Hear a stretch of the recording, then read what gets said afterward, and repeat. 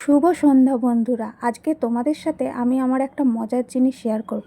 কিন্তু তার আগে তোমাদেরকে একটা জিনিস দেখাই।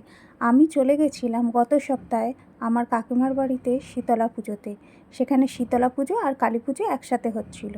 আর শীতলা পুজো মানেই ভোগের তো একটা ব্যাপার থাকে, তাই আমরা গামলা বালতি নিয়ে ভোগ আনতে চলে গেছিলাম। এই দেখুন এত ভোগ, আর এই যে দেখুন কত বড় কড়াই রান্না হচ্ছে।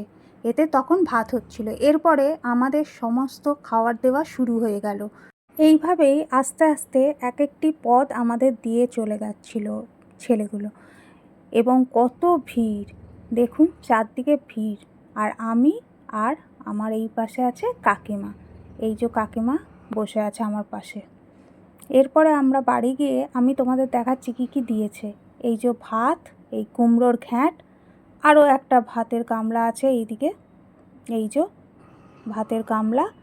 আর ওদিকে আছে কি আছে দেখি, ও এটা হলো তেতো, যেটা ওই শাক দিয়ে তৈরি করা হয়। আর এরপরে চাটনি, এদিকে আলু ভাজা আছে, ওদিকেও একটু আলু ভাজা আছে। আর এই যে টিফিন ক্যারিয়ারটা দেখছেন, ওই যে ক্যানটা, ওর মধ্যে ডাল রাখা আছে। আর এই যে পায়েস, আর নিচের হাঁড়িতেও কিন্তু অনেক পায়েস আছে। আর মাছটার ভিডিও করেছিলাম, সেটা তোমাদের সাথে শেয়ার করতে পারলাম না, কারণ ওটা ডিলিট হয়ে গেছে। কাকিমা সব রান্নাই করেছিল, তবে আমি একটু লাস্টের থেকে খুন্তি নেড়ে দিয়েছিলাম। অনেক দিন বাদে কাঠের উনুনে রান্না করলাম, তাই ভাই বলল দে দে দিদি, আমি তোর ভিডিও করে দিই। আর এটাই মজার জিনিস ছিল। তাহলে সকলে বলো জয় মা শীতলা, জয় মা কালী।